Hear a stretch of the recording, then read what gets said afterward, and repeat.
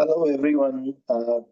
Good morning, good afternoon, and good evening to all of you, because we know you are all joining from different parts of the world. My name is Prateek Nayak. I am at the University of Waterloo, and I am also representing the B2B, Vulnerability to Viability Global Partnership for Building Small-Scale Fisheries. So welcome all of you. Before we listen to the talk today, I'm going to do a few rounds of introductions, and then I will hand it over to our speaker of the day. So the B2B thematic webinar, the B2B Global Partnership is a transdisciplinary research, knowledge, and action network with over 100 members representing the academia, government, non-government, and civil society organizations from Africa, Asia, Canada, and internationally. The goal of the B2B Global Partnership is to support small-scale fisheries in their transition from vulnerability to viability. And the way we understand vulnerability and viability, not just in an economic sense, but also to represent all aspects of human lives that captures the political, the social, the cultural, and the environmental and ecological aspects of small-scale fisheries and the fishers' lives. The B2B Global Partnership aims to identify the diverse factors and conditions contributing to vulnerability of small-scale fisheries and engage collaboratively with small-scale fisher communities and other key civil society, NGO, government, and university partners to enhance small-scale fisheries viability.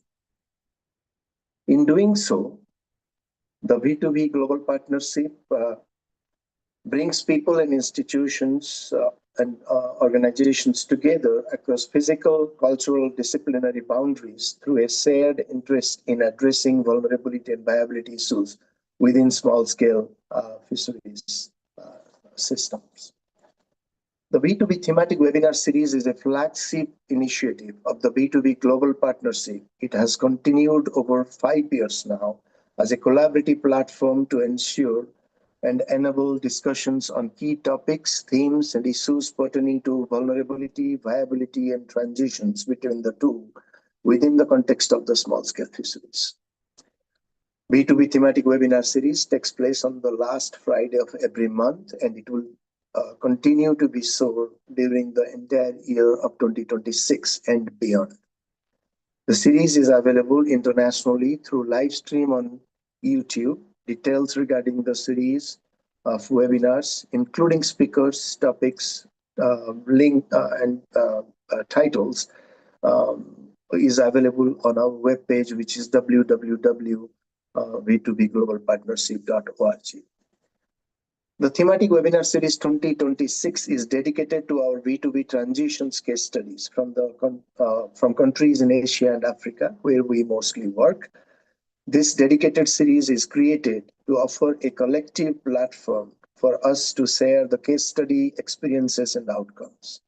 This will help garner feedback from within the B2B community and also from the larger global audience interested in small-scale fisheries, apart from showcasing the rich B2B research that is underway in Asia and Africa. Vulnerability and viability are among some of the many realities small-scale fisheries grapple with in their day-to-day lives. Just as vulnerable communities can strive to move towards viability, already strong and viable communities and sustainable communities can revert back towards being vulnerable under pressures from internal and external drivers and dynamics. In this context, our case study specific thematic webinar series will focus on vulnerability and viability transitions as a novel concept and approach to highlight their interconnected nature, explore the potential of vulnerable small-scale fisheries to transition towards viability, and the processes through which these communities can retain their hard-earned viability without having to revert back towards vulnerability again. Over the next several months, that is until March 2027, researchers from the B2B Global Partnership countries in Africa and Asia will present their detailed case studies on B2B transitions and help further conceptual and methodological development of the B2B transitions approach. Today's webinar is the fourth in the series of B2B thematic webinars planned for the year 2026 and the 64th since January 2021 when it started.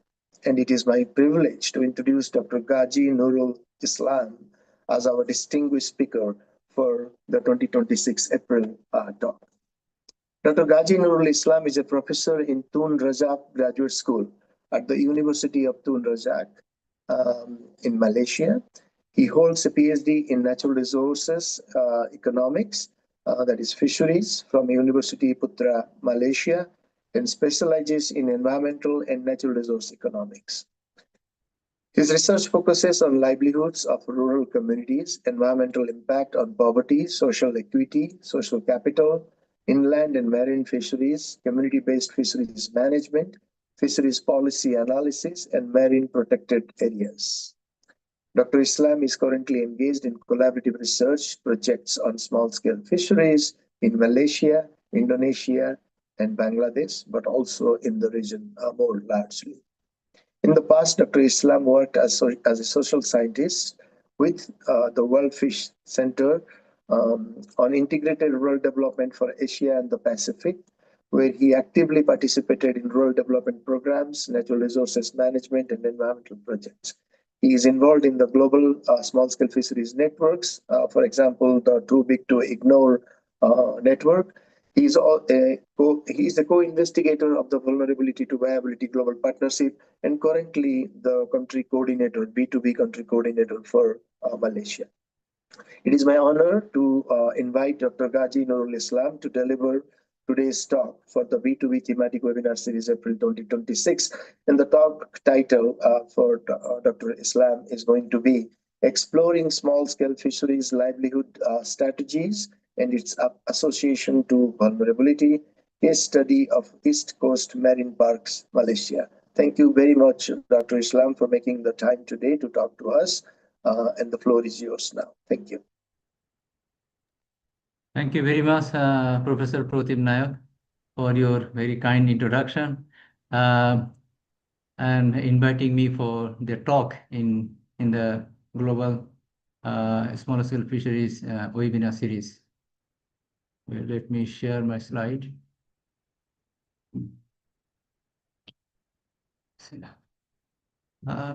I like to extend my gratitude to Professor Pratim Nayak for inviting me to talk in this global small scale fisheries webinar in April 2026.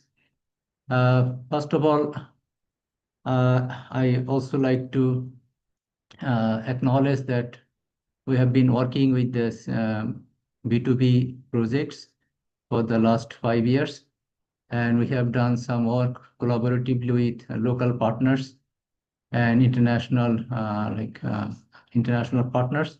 So I will present something about the experience and what we learned in the past from the case study sites to share some results of vulnerability and to viability project. This is Ghazi Mohammad Nurul Islam. I am working in University Tun Abdul Razak. And my talk will be exploring small scale fisheries livelihood strategy and its association to vulnerability, a case study of East Coast Marine Parks, Malaysia.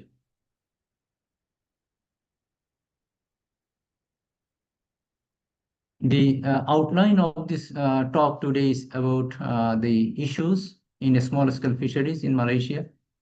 Then I will talk about the case study sites that we have selected. And then some research questions and current issue of the MP marine protected areas. And also I will provide some of the results from the case study and then conclusions. So in Malaysian fisheries, in Malaysia is some background of the fisheries in Malaysia. Malaysia is surrounded by seas, and there is a wide area of marine water. The coastline is about 4,600 something kilometer, and this is divided into two main uh, water area, is Peninsular Malaysia and East Malaysia, including Sabah, Sarawak. So the production of fish is about 1.89 metric tons. And for the last 20 years, aquaculture is growing very fast. So aquaculture contribute 30% of the total production. But it's the dominant from the capture fisheries in Malaysia. And one of the specialty in Malaysia about the contribution in terms of animal protein, 60 to 70% of the animal protein content coming from the fisheries.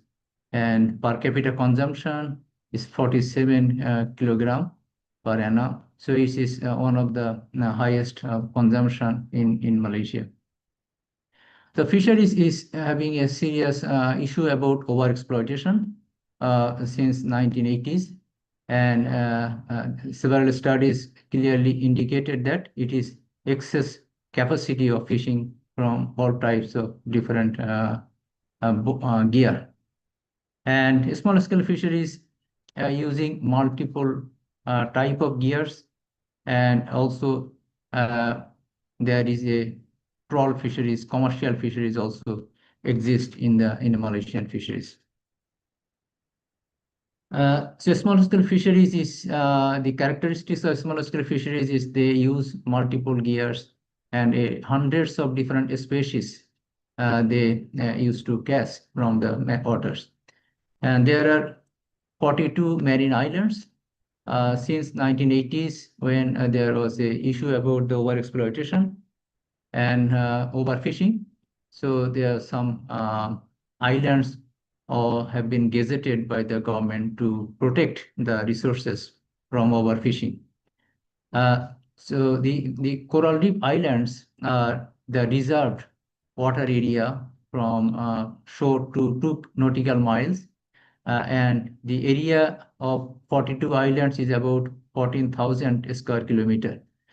This area is fully gazetted by the Department of Fisheries, and Department of Fisheries are the main responsible agency for the management of marine protected areas. But they have one dedicated department, which is Department of Marine Parks. They are also involved in the management in the past. So this is the history of the management of the marine parks, and still DOF is the main agency for managing the marine parks. Although several ministries and departments are also engaged in the management of marine protected areas in Malaysia. Gaji, Yes. I'm really sorry to interrupt. There are some black patches on the presentation. Maybe can you re-share the slides again? So Stop and sharing again, right? yes.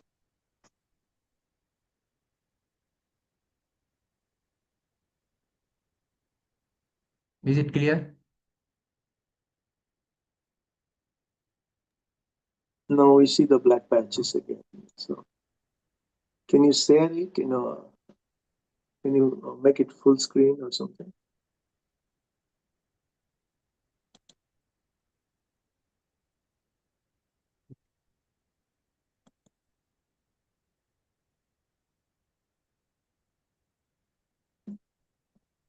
Do you have a PowerPoint or something?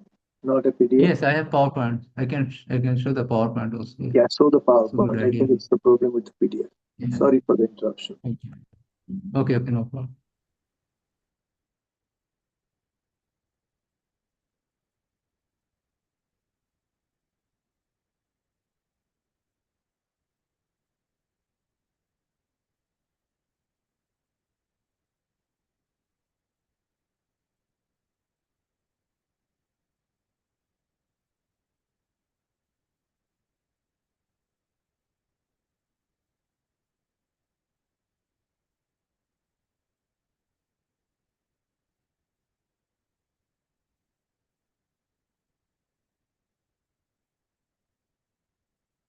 Is it better now?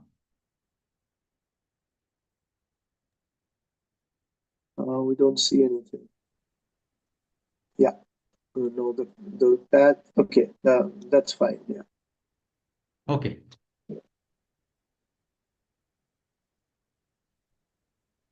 Okay, sorry for this inconvenience. So the key challenges in marine protected areas are their complete ban, no take zone. So it reduces the income from fishing for the local fishers. And the local fishers, they have no other job except fishing. So they have a significant problem for their livelihoods. And there is another problem is encroachment of trawls in the near shore area. So encroachment is trawl damaging the fish habitat and also damaging the ecosystem. And there is one of the important issue pollution in different marine protected areas. And the pollution from the land-based infrastructure and tourism-based establishment affect the coral ecosystem and fish habitat. And there is a poor compliance of regulation of MPA rules because of the unclear role of the different agencies engaged in management of marine protected areas. And there is another issue about inequitable access to employment and income in the MP area. And there is a conflict between tourism workers and fishers. These are the key issues in the MP areas. For the different literature in the past clearly indicated that fishers are increasingly engaged in tourism activities, especially the women communities are involved in entrepreneurship, business, or a small trade, tourism-based small trade. But this study aims to investigate the impact of the complexity of social, ecological, and governance factors on the livelihoods of small-scale fisheries in marine protected areas, and to explore the level of vulnerability from the social, ecological, and governance, and viable transition pathway for the livelihoods of small-scale fisher community. So as we all know that this is a very complex dynamics of social, ecological, and system. And in the complexity of the small scale fisheries like in Malaysia, multi-species and multi-gear characteristics, and also it coexists with the trawl fisheries. So there is a lot of interconnected issues which difficult to evaluate individually. So we have 4 sites that we have been involved in research. Tioman Island is the largest island in East Coast. East Coast Malaysia is located on the South China Sea. We can see the dot here. All the 4 islands are around the South China Sea in the same region, East Coast. And Tioman Island is the largest and is far from the mainland. And second one is Redang Island. Redang and Perhentian Island are close, but they are same distance like from the mainland. And in terms of the people residents there is about the same 1,500 to 2,000 people staying in the island. And another island which was the very small island very near to the mainland is Kapas Island. It's near to Terengganu state town. It's 4 kilometer distance from this from the jetty. So because there are some issues related to the size, related to the distance, related to the access in the Perhentian Island, in the different islands. For example, in Tioman Island, Redang Island, Perhentian Island, all are these islands are very massive island, very attractive for the tourist, both local tourist and foreign tourist. Kapas Island is a small island people do not reside on the island. People go from the mainland and they come back after their traveling and visiting the island, say day visit or something. So people usually travel from the mainland. And there is another thing is in Kapas Island that the different people from various villages coming to fish in the Kapas Island, and the restriction is not very strict in the Kapas Island because of the pressure from the fishermen. So there are about 500 fishers every day catch in the Kapas Island due to this like proximity from the land. So this case study we started in Kapas and Perhentian in the first phase during 2011, and we had a repeat survey in 2022 to compare their perceptions and views in the different times. And we in the Tioman and Redang Island we have done a survey in 2017, and we have also done a repeat survey in 2023 when we involved in the P2B projects. And we have done both interview survey and also some focus group discussion, in-depth interview. So both qualitative and quantitative approach we have used for this research case study. And the case study shows the characteristics of the respondents. Fishermen are older, like 56 years on an average their age, and tourism workers is about 36 years of old on average, and fishing experience for the full-time fishers, they have 25 years experience. For the tourism activities, they have 9 years of experience. We have selected some indicators to find the dimension of the different social, ecological, and governance uh, uh, drivers of vulnerability and viability. So we have selected these variables from the previous literature that these livelihoods and income, employment, alternative employment, income generating activities, community acceptance of MPA management, value of the coral reef, conflict management, rule breaking, uh, uh, and also enforcement of rules, compliance, management capacity, participation in the management, fisheries regulation, and pollution. So we like to see the important factors and dimensions of vulnerability and what is the viable pathway for livelihood of the small scale fishers. So we have done some statistical test to understand the important factors. Like we did the factor analysis, we did the correlation coefficient and validity and reliability test, and we also run the regression analysis. So based on the regression analysis, we saw that the initial analysis of these two areas, Perhentian and Kapas, they have issue about the local like their enforcement and rule breaking.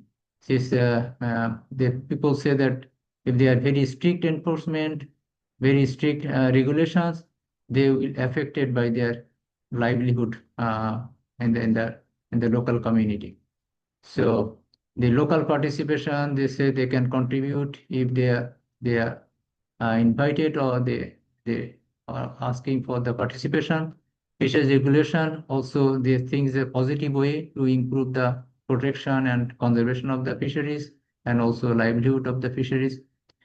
But in the separate study we have done for understanding the problem of pollution, particularly in the Perhentian Island and Tioman Island. So we have done a repeat survey in these two islands, and based on the repeat survey in 2011 and 2019, we clearly see the perceptions of the local community has been changed from the overfishing to the over use of marine marine tourism activities. So this is a clear shift from the pollution drivers, from the fishery overfishing to the high level of tourism use of waters. And we have another study recently in 2023 in Perhentian Island to see about their inequity and livelihoods, and also management of the islands. So we see that there is a negative relationship about their selling of land or renting of the land for facing the crisis, for livelihood crisis. This is negative for the livelihood. Also, the rules enforcement are very much strict for the local people, but they are negatively impacted on the livelihood. And also access to capital and government support or other support for their livelihoods is lacking. So this is a negative relationship for the livelihoods. And also fishing access. There is very strict rules for fishing access in all of the islands. Now, in Tioman and Redang Island, we saw the similar case in these two islands. Comparing to two islands, they are more concerned about the livelihood equity of income distribution. The monthly income has increased, but the equity has not been resolved in this area. But in terms of the acceptance by the local community, they say that MPA is good if they are protected and managed with a local participation or fair access to the resources. The key findings from this research that we have done in terms of socio-economic drivers, fishing income reduced significantly. They move from the fishing to tourism activities and other activities in the three islands, particularly Redang Islands, Perhentian, and Tioman Island, except Kapas, because Kapas is more accessible by the fishers to fish and for the tourism both. And in terms of tourism income, fishers' income from fishing, from tourism activities increased a lot in all the different islands. Especially women. Women engaged in the tourism business, the small trade, restaurant like grocery, laundry, souvenir shop, and handicrafts. Young people also are being employed in the different tourism activities, including tourism support, including the boatman, and other different trading activities. But the issue about the income inequity, because the tourism business are mainly owned by foreign companies. So 50 to 60% of the business are owned by outsiders. Then major income goes to the business owners, who might be from different district or different city within Malaysia, and sometimes from outside Malaysia. So they are involved in the business. And there is a lack of access to the financial assets for women to run their business. And also people clearly indicated that during the crisis time for the livelihoods, they have to sell their assets like land for financial capital access for business or for other activities. And during the close season, we have like in the island, they have 8 months active for the tourism, 4 months they don't have any job. During this lean season, 4 months, people travel to mainland. So the number of people coming to mainland for job is increasing from the islands during the monsoon time.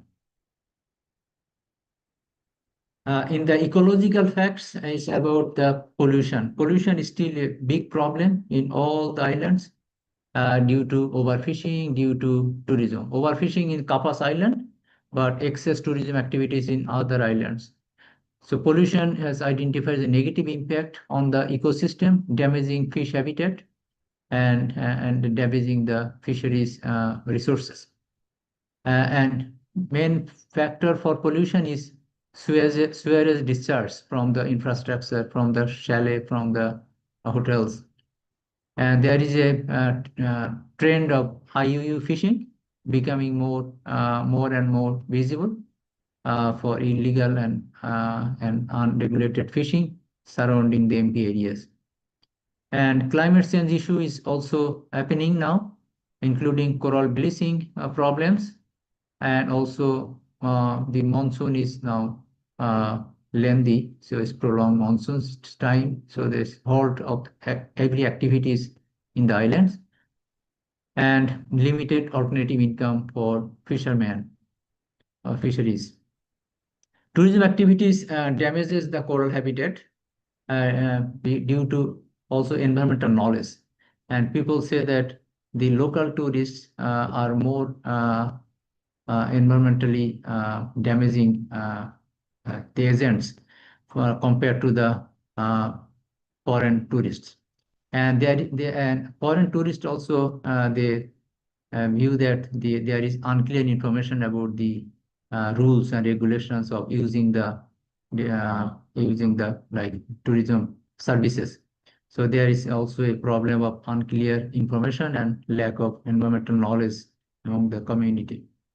And there is a conflict between fishermen and tourism more and more because of the disturbing the coral reefs and the habitat. So fisheries also got problems of doing the fishing. In terms of governance, encroachment is a big problem, and this encroachment is like is affecting the local fisheries, even for the tourism, or even for the fisheries who are going to fish for subsistence during the monsoon time. During the monsoon 4 months, people can fish for the subsistence, but due to the encroachment of trawls during the rainy season, during the monsoon, it's difficult for them to go for fishing for subsistence. And there is another problem in some areas, especially in Kapas Island, for fishing activities, which is going on throughout the year, and also the popular fishing harvesting of squid jigging. So they have a commercial boat for the tourists. They go for tourists for squid jigging. And squid jigging also affecting pollution and also overfishing in this Kapas Island area. And in the institutions, about the community institutions are not active for fisheries protection, and participation is very lacking, and unclear MPA rules of the fisheries and tourism. And coordination problem is one of the important problem for governance, coordination from different agencies, which is an important problem for governance in the many protected areas. The conclusion from the study is current level of activities, what we have seen in different level and scale in the different islands, is unsustainable due to mainly the pollution, either due to overfishing or due to excess tourism activities. And the government can impose some fines for small resorts who are polluting the water, and prohibit some like some restrictions to the small islands, who is mainly agent for pollution.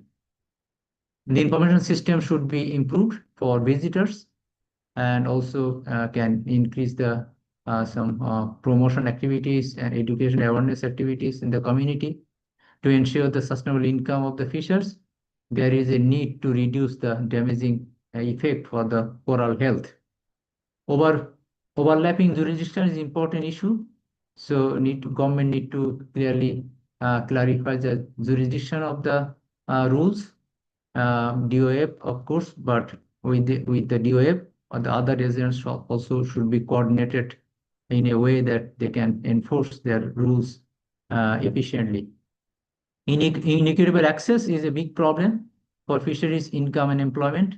So should improve access to fundings and assistance, especially for the women who are involved in the small business in the island.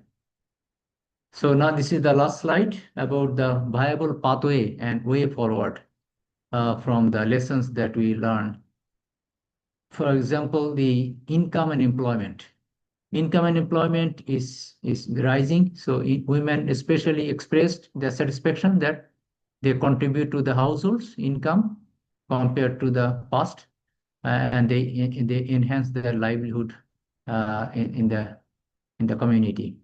They have increased mobility when they engage in the business. They have increased the mobility and access to the income with the mainland business people. So they have more secured livelihood compared to the past. And the aging is a big problem because the fishermen are older and the new young generation are not fishing as a full-time fisher. So there is a clear shift from the full-time fisher to part-time fisher and more on the tourism activities. So the illegal fishing activities also is very key issue.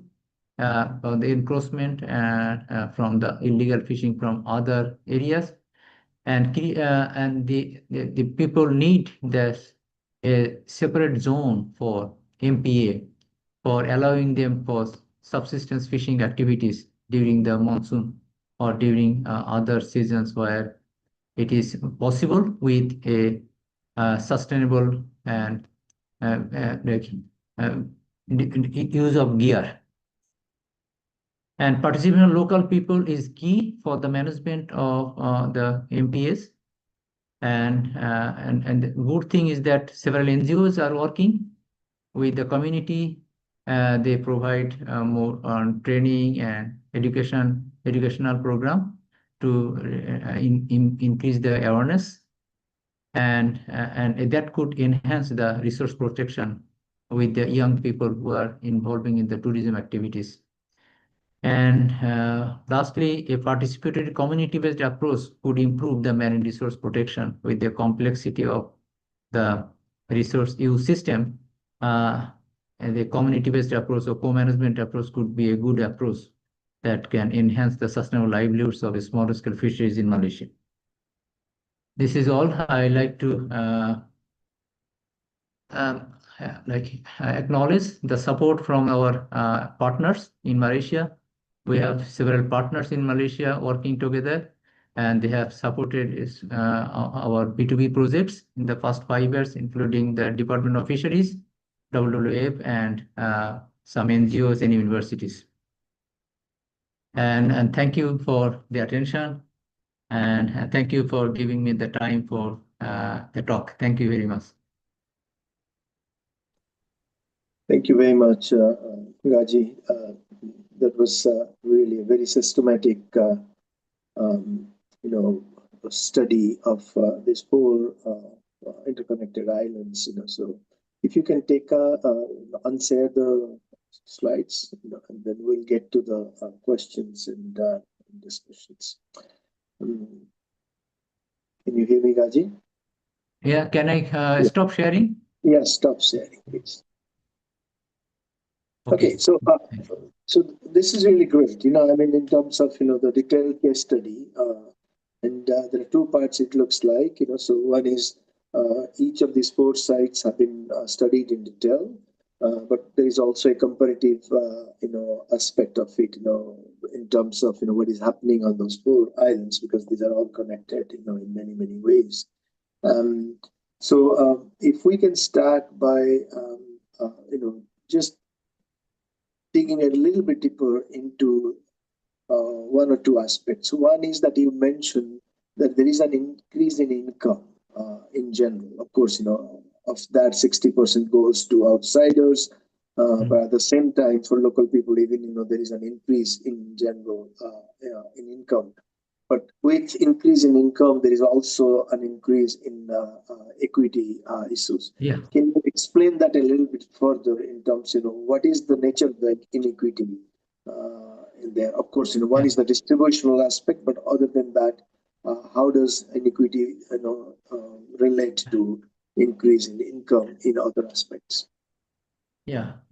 Thank you very much, Pratik. So the inequity started to think about when they involved in the tourism business. Previously, there was not much developed in terms of tourism establishment.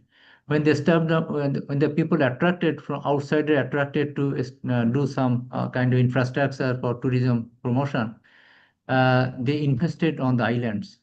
And when they invest in island, they have to get their land, they have to get their space, they have to get the people from the island.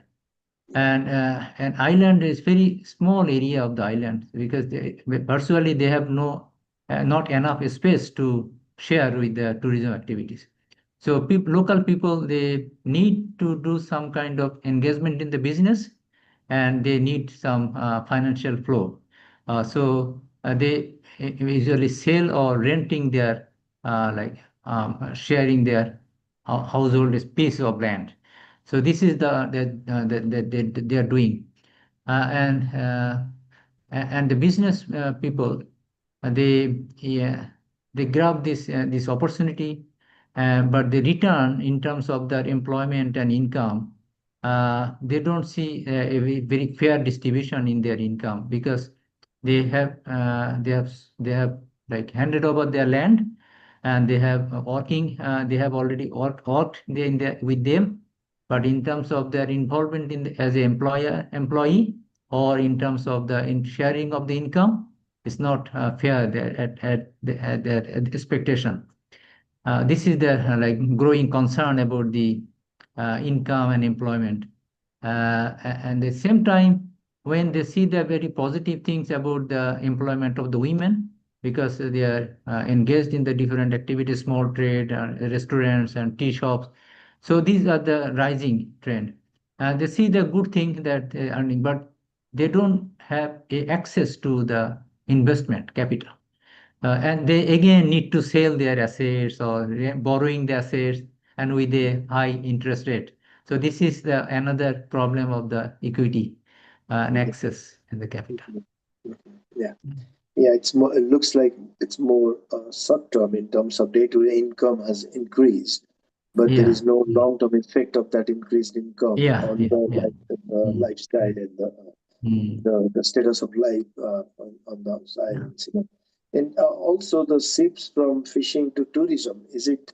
Uh, I mean, that's a very visible shift, but at the same yeah. time, um, is it? Is the shift SARF, is it moving from fishing to tourism, and is it going to, Yeah, uh, yeah, some for area example, like Redang Island, Perhentian Redang, and partly the Tioman, is almost fishing activities collapsed. Right, mm, they're going to shift completely to the tourism activities. Like yeah, Redang Island, very rare to see the fishermen, because they have the Department of Fisheries seized their license. They are not a legal fisherman, so mhm, they cannot go fish with a legal basis, right? So mhm, if they go this, they become illegal, and local people say that uh, they are very strict for the local people, but they cannot protect the outsider big trawls and commercial fisher. This is also not fair treatment to the local people. The access. yeah, This is another issue. yeah. There is a question from Sabrina, which is how much of the governance vulnerability is actually internal to the communities, vis-a-vis external pressure from climate change and invasive weeds, making it impossible for any local system to remain stable. Yeah, yeah. External pressure means that climate change is not that must affect compared to the internal pressure, internal pollution, like from the day-to-day business. They can see the pollution and problems every day, right? From the chalet going to the water directly, sewerage problem. So they can visible this problem happening, and the fish can fish juveniles cannot grow because you clearly see this effect compared to the external pressure like climate change, very slow. Climate change not happening all the time. For like coral bleaching once a while for every 5 years or 3 years. It's not regular kind of pollution. Yeah. Um, then moving on, Jessica is asking, thank you for an excellent talk, Gaji. In these complex contexts with multiple challenges and jurisdictions, do you think the lens of multi-solving, that is addressing more than one challenge through a single intervention, could be useful? I think this is a very an important question because when you're looking at diversity of issues impacting a particular case study site, like you have done your research, are you going to make multiple? Are you going to respond to each one of them with different uh, tools, Yeah, or you can have one that is, yeah. yeah, I think it's difficult to analyze. It's a complex system and also difficult to generalize. So it is like case study basis. Circumstances is completely different from one side to another side. So if you look at from the community perspectives, their views and their issues, we can see a clear trend that they have a multiple issues, but which is come first in terms of priority of the issues. So for example, the climate change and ecology, this come first because this affect the health of the resources, and people are concerned. People know about their resource. If they cannot protect, they collapse the system. So they are very particular. They understand everything, but they don't like that the governance, the issue about the unfair distribution, unfair access. These are the issues. Okay. Then the question about uh, you know you mentioned a number of responses that is taking Mm. place, but uh, in those responses there were a number of recommendations. So if we come down to actual responses that are being made, Yeah. not only by the governance system externally, the government or Mm. others, but also the local communities. So what are some of the most important and visible responses to this multifaceted challenge that these islands are facing? Uh, the challenge for the governance is to enforce the rules for the commercial vessels. Commercial vessels are powerful, so uh, and also in the transboundary kind of arrangement and access in the South China Sea is really difficult to face the challenges when there are issues from the boats from outside the Malaysia, right? Thai boats and Vietnam boats. So how to protect these boats from outside? The ownership and the use is very complex. So in the complexity, I don't know how to resolve. Government are also facing a lot of challenges how to resolve this the enforcement issue. So it's like one way is to we can try, but I don't know how to. We can suggest to the governance to improve some community institutions. So community institutions are completely changing because when they seize the license, fishermen community, they are not very active institutions at this current level. They are going the young people and also young generations and the women, they are more focused on the more new technology, new kind of knowledge. So they involved in the business to get more earnings. So these are the current trend. So we have to accept it. Yeah. They accept the trend. Yeah. This is a growing trend is good because they are quite well aware of the protection of the resources, and in terms of income, they can boost a lot of income, local income for tourism activities, and also protecting the resources for tourism activities. Yeah, yeah. And clearly, there are some challenges that needs external intervention, like governments, doing Yeah. something. Yes. But at the same time, there are other challenges that probably can be better addressed at the local level itself. And Gaji, to that effect, are there any institutional changes at the local level? As there is a move from fisheries towards Yeah, tourism and other business it's very activities. now the Department of Fisheries, they have some projects I started recently about this stewardship kind of managing the community, community group. So they have a different new project as experimental in the different MPA sites. So we need to see after some time what is the outcome of this initiative of the DOA. Yeah. I'll just go to a question by Navya. Navya says, thank you so much, Dr. Gaji, for the insightful presentation. Tourism appears to compensate for declining fishing income. Do you see this as a sustainable transition or a vulnerability shift? From the drivers of climate change, you mean? No, I mean, the question is, I mean, there is a loss of income from fishing, but there is an increase of income from Yeah. tourism.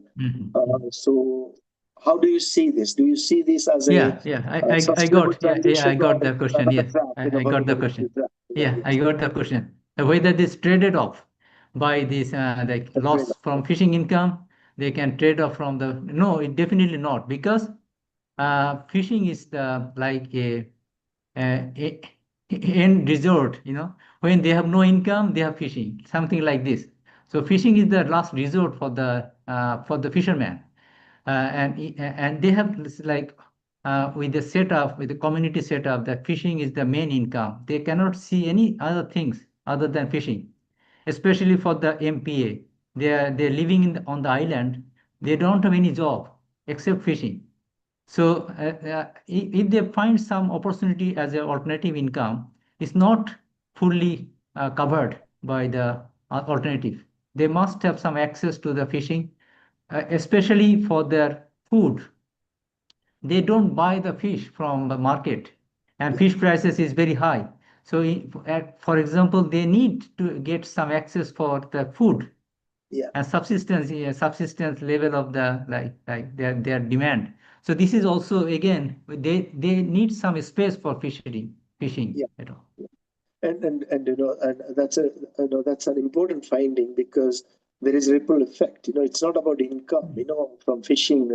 The source of the income also defines the other aspects of fisher's life. So for example, as you mentioned, if they're not fishing, they may shift their economic income to another sector like tourism. Yes. But at the same time, not fishing means there is a